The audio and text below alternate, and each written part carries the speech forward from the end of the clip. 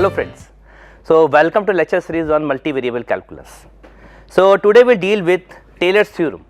What Taylor's theorem is and how can we expand a two variable or more than two variable function in terms of the polynomial. Okay, how can we do that? So let us see. So let us start with Taylor's theorem for a single variable function first. So Taylor's theorem is an important method which provides an approximation of a differentiable functions by polynomials. So if you have a differentiable function and you want to approximate it by polynomials, we use Taylor's theorem. It can be regarded as an extension of mean value theorem to higher order derivatives. Now what Taylor's theorem with remainder state?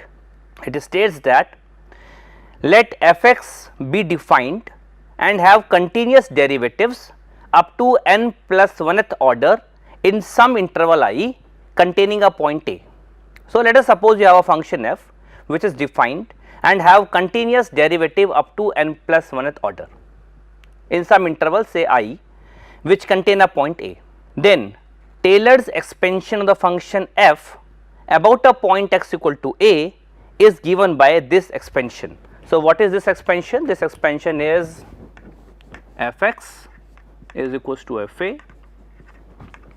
plus x minus a raised to power 1 upon factorial 1 f dash at a plus x minus a whole square upon factorial 2 double derivative at a and so on plus x minus a whole raised to power n upon factorial n nth derivative at a plus Rnx.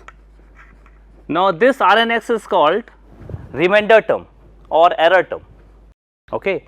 How we define Rnx? So where Rnx is given as x minus a whole raised to power n plus 1 upon factorial n plus 1 plus n plus 1th derivative at some c, okay, where this c is between a to x, okay. So this term plus remainder term we call as Taylor's theorem with remainder, okay. Now how can we prove it? What is the proof of this theorem? So let us discuss the proof. Now for the proof of this theorem, we first find a polynomial say p n x, such that find polynomial p n x such that p n a is f a and p n of kth derivative at x equal to a is kth derivative of f at x equals to a. So we first try to find out a polynomial p n of degree n such that it satisfies these two properties. This is for all k from 1 to n. Now you first write any polynomial of degree n, okay. Say p n x is c naught plus c 1 x minus a plus c 2 x minus a whole square and so on plus c k x minus a raised to power k plus and so on plus c n x minus a whole raised to power n. Now what is p n a? P n a is simply c naught, because when you substitute x equal to a, all these terms vanishes, we only left with c naught and c naught is f a. So this is equals to f a. This is the first term. Now when we take kth derivative of p n x at x equals to a, so what we will obtain? You see, when you take kth derivative of p n x, all those terms in this polynomial whose degree is less than k will vanish, okay. We are left with this term and all other terms, and when you substitute x equal to a, all the terms after this term will contain x minus a, so will be 0, okay. We are left with only this term, and what is the kth derivative of this? Kth derivative of this will be factorial k into c k. This you can easily check. You find out kth derivative. For kth derivative, all the terms which are before this will vanish, and after this will contain the powers of x minus a, which will be vanished when you substitute x equal to a. So, we left with only this term, and this is equals to, as per our assumption, this is equals to this thing. So, this implies Ck will be equal to kth derivative at x equals to a upon factorial k, and k varying from 1 to up to n. Okay. So, we can say that fx, that Pnx will be what? So, we can say that Pnx will be Fa plus, so C1 will be f dash a into x minus a upon factorial 1 plus x minus a whole square upon factorial 2 f double dash a and so on, plus x minus a whole raised to power n upon factorial n, and a derivative at x equal to a. So, this is first thing. When you substitute c equal to 1, we obtain this term, c equal to 2, this term, this upon this, c equal to n, sorry, k equal to n, this upon this. Okay. Now, so this is the polynomial which satisfies those two properties. So, we have seen that Rnx will be nothing but fx minus Pnx. Okay. So, what is, so this implies fx will be Rnx plus Pnx, and this Pnx is nothing but summation k from 0 to n.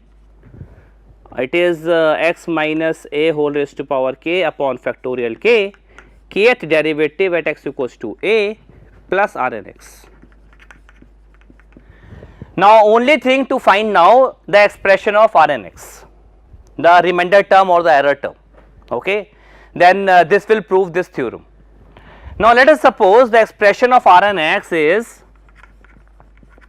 x minus a whole raised to power n plus 1 upon factorial n plus 1 into hx. So, we have to find out the expression of hx. Okay.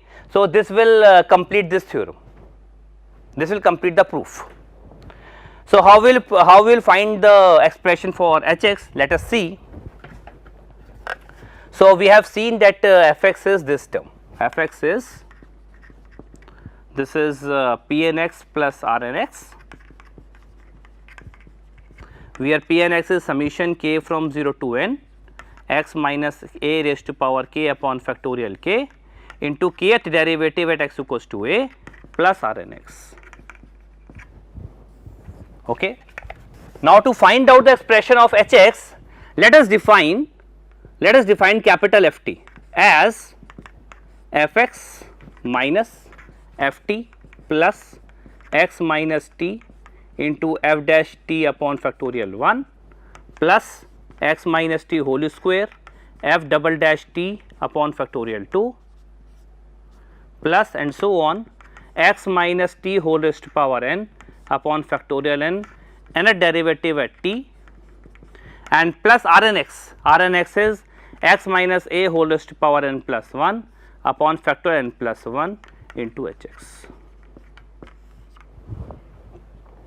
Okay. So, that is how we defined capital Ft, where t is between a to x. Now, here we are taking x as a constant and t is a variable. Okay. Now, this function f is obviously continuous, this Ft is continuous in closed interval a to x. This Ft is differentiable also because it is a polynomial in open interval a to x, and also when you take say f of x, f at t equal to x, so you replace t by x When you replace t by x, this will be 0, all terms will be 0, only this term left which is f x, and f x minus f x will be 0. And when you take f at a, so you simply replace t by a. When you replace t by a, so this term is nothing but f x. Okay. So, this will be f x minus f x again, which is 0. When you replace t by a here, so this expression from this is nothing but f x. So, f x minus f x will be 0. So, all the three axioms or the properties of Rolle's theorem are satisfied in the interval a to x. So, we can say by the Rolle's theorem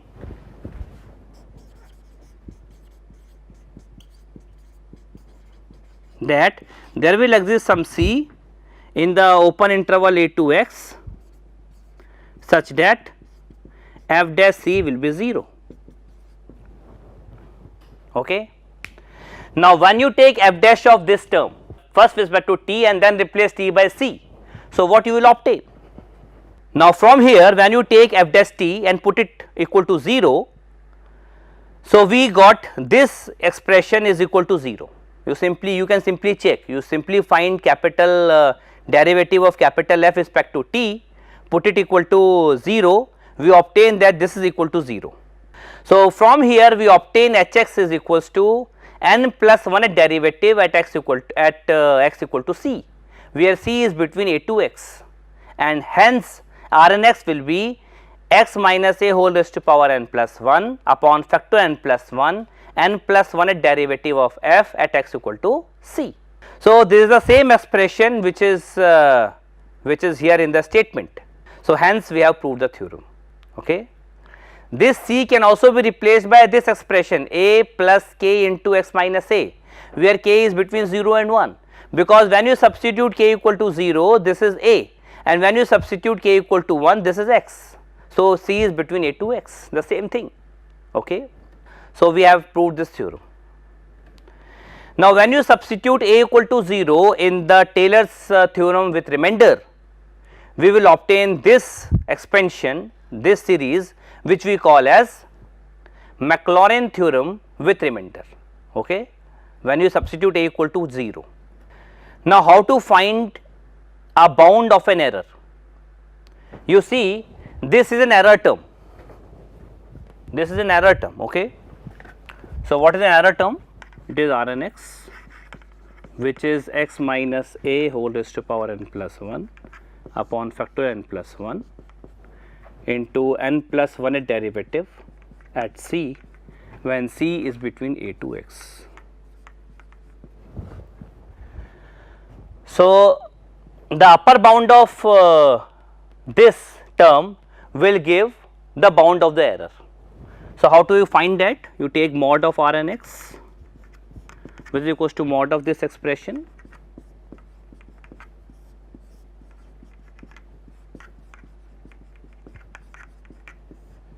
this is equals to 1 upon factorial n plus 1 mod of x minus a whole raised to power n plus 1 mod of n plus 1 derivative at x equal to c,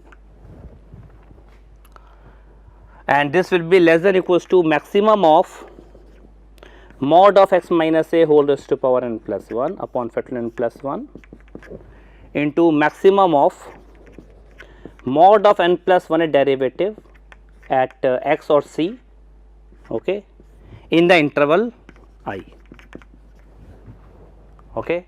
So, this will give an bound of an error. Okay.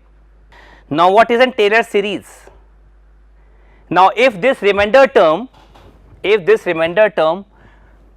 will tend to 0 as n tending to infinity, then this Taylor's theorem with remainder will go up to infinite terms, and that is called Taylor series. So, what Taylor series at x equal to a is? X equal to a, at x equal to a, Taylor series is given by It is f(x) is equals to summation k from 0 to infinity f k derivative at x equals to a x minus a whole raised to power k upon factorial k. So, this will be the Taylor series of f at x equals to a. And of course, when you substitute a equal to 0 in this expansion, okay, so we obtain the corresponding Maclaurin series. So, for Maclaurin series,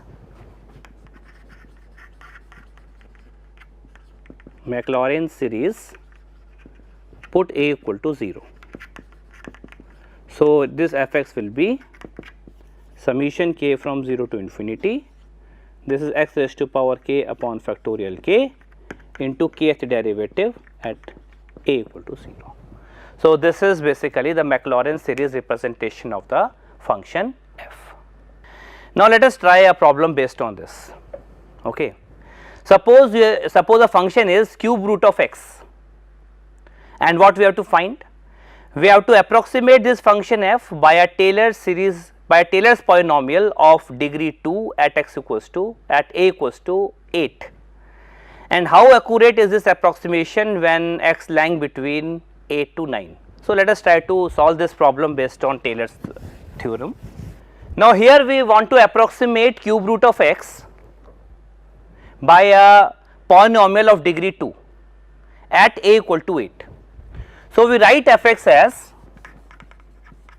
f a plus x minus a into f dash a upon factorial 1 plus x minus a whole square f double dash a upon factorial 2 plus r3 x.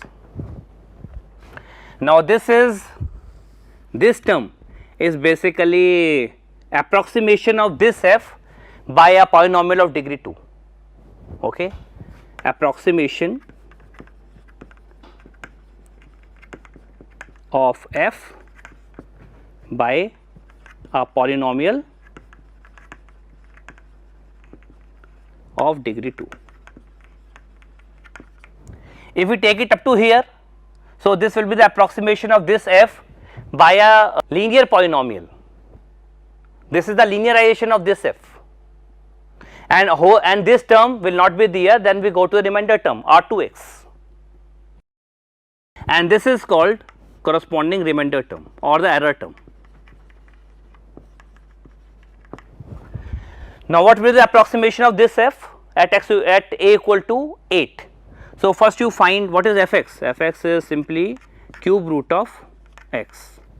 So, what is f dash x? It is 1 by 3 x raised to power minus 2 by 3. What is f double dash x? It is minus 2 by 9 x raised to power minus 5 by 3. What is f dash at a? It is 1 by 3. A is 8. A is 8.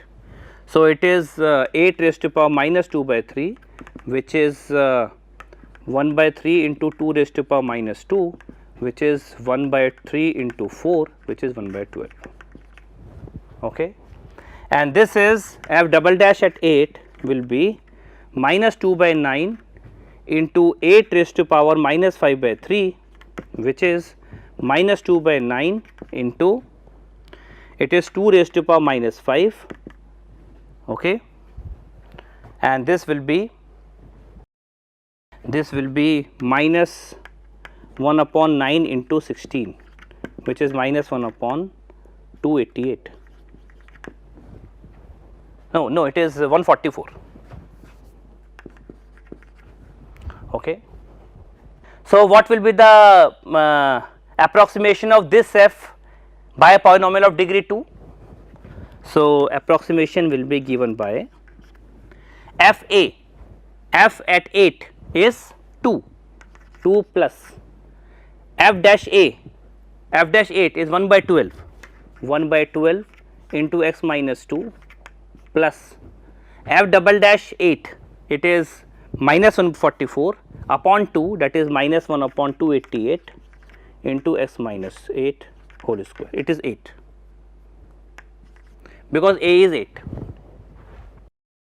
So, this is the quadratic approximation or a approximation of this f by a polynomial of degree 2.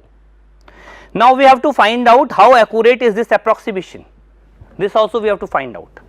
So, how can you find this? So, we can use remainder theorem, remainder term is x minus 8 whole raised to power 3, now n is 3 upon factorial 3, it is third derivative at c where c is between a to x, and a here is 8, okay. Or we can say it is x minus 8 whole raised to power 3 upon 6 into f third derivative at 8 plus h into x minus 8 where h is between 0 and 1. This also we can say, okay. Now, what is the third derivative of this f?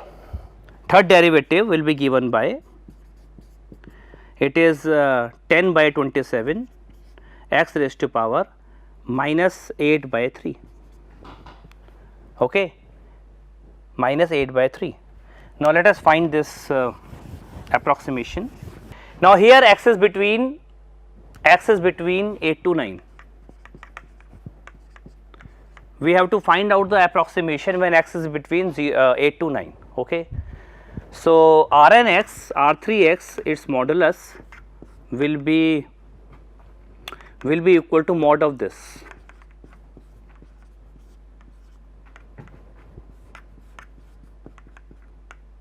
and third derivative is given by this expression.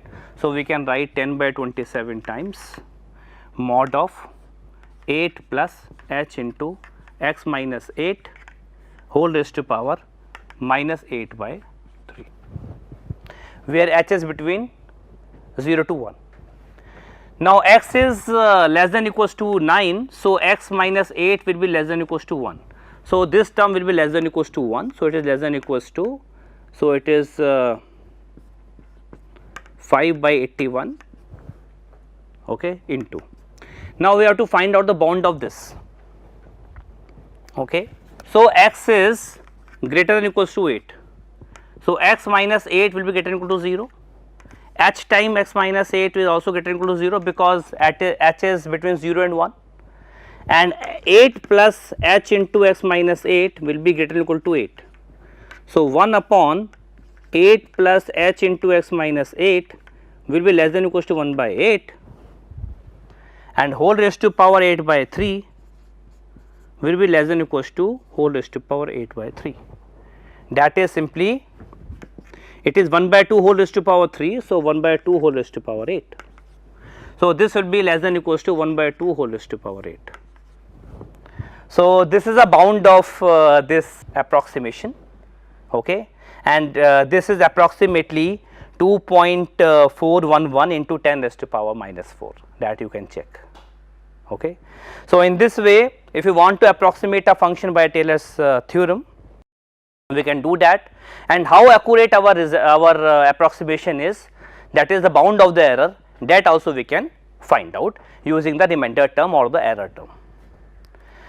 Now, how can we do the Taylor's theorem for two variable functions? So, let us discuss this here. Now, let a function f x y be defined at domain T in R2, have continuous partial derivatives up to n plus 1th order in some neighborhood of a point P x naught y naught in T, in the domain T. Then at x naught plus h and y naught plus k in this neighborhood, the expansion is given by this expression 2, where Rn is the remainder term or the error term which is given by this expression where theta is between 0 to 1. So, this is simply an extension of one variable Taylor's theorem with remainder to two variable Taylor's theorem with remainder. You can simply see from here, okay. Now, you see what is f of x naught plus h y naught plus k? It is f of x naught y naught plus h del by del x plus k del by del y of f at x naught y naught plus h del by del x plus k del by del y whole square f at x naught y naught plus and so on plus. So, it is 1 by factorial 2 is also here and it is 1 by factorial n h del by del x plus k del by del y whole raised to power n f at x naught y naught plus remainder term. Okay. This is the Taylor's theorem with remainder for two variable function. Now, suppose we want to approximate this f by a linear polynomial or we want to linearize this f. We want to find out the linear approximation of this f. So, how can you do that? So, we will take terms up to here only. We will take terms up to here only. This will give linear approximation of f. For that, you simply let x is equals to x naught plus h and y is equals to y naught plus k. So, what will be f of x y? This will be approximately equals to f of x naught y naught, h will be x minus x naught, this f will come here. So, it is del f by del x at x naught y naught plus this is y minus y naught del f by del y at x naught y naught. So, this will give linear approximation of this f at x naught y naught.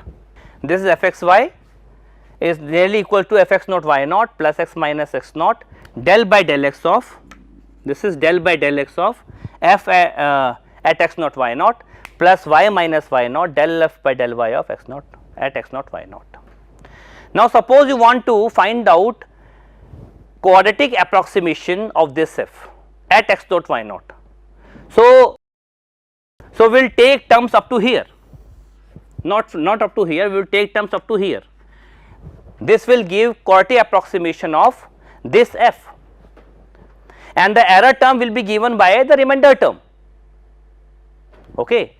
Now, how we will find the quadratic approximation of this f? This is a linear approximation. So, for quadratic approximation, first we will solve this term, and then we will replace h by x minus x naught and k by y minus y naught, which will give quadratic approximation of this f at x naught y naught. So, first we will solve this term. How we will solve this? So, this term is this, okay, at x naught y naught. So, this is equals to h del by del x plus k del by del y, square means multiply 2 times,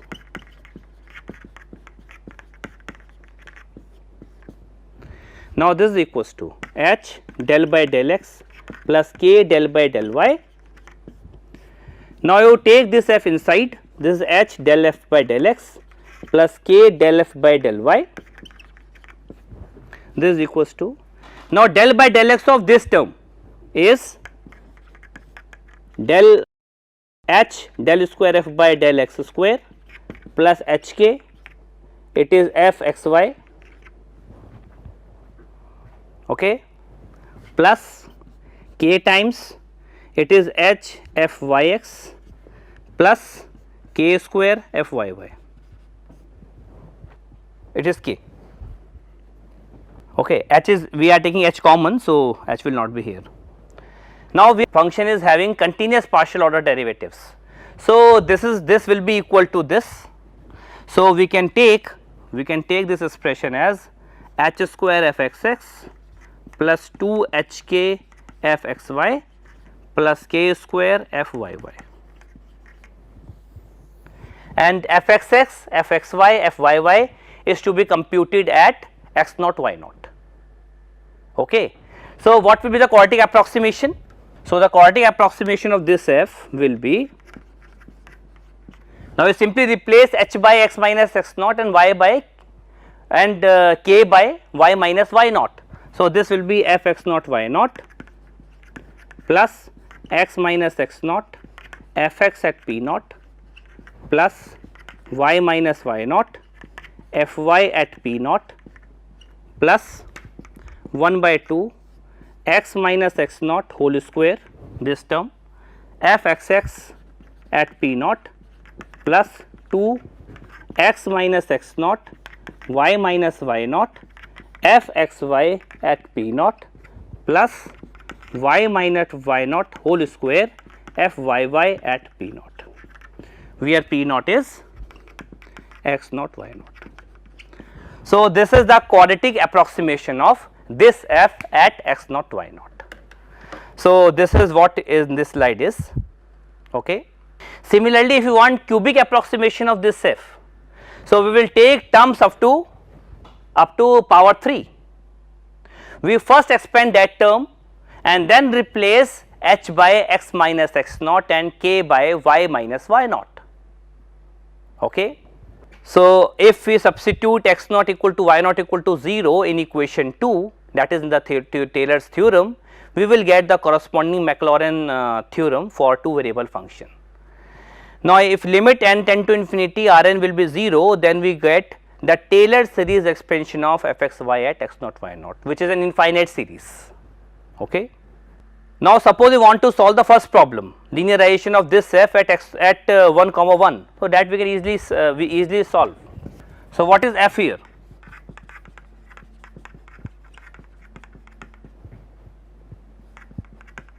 What is the point? Point is 1 comma 1. What is f x? Is 2 x, and f x at 1 comma 1 is 2. What is f y? Is again 2 y, and f y at 1 comma 1 is 2. So, the linear approximation of this f will be f 1 1 plus x minus 1 f x at 1 1 plus y minus 1 f y at 1 1. So, we can simply solve this and find out the linear approximation of this f at 1 comma 1. Similarly, we can solve the second problem. So, thank you.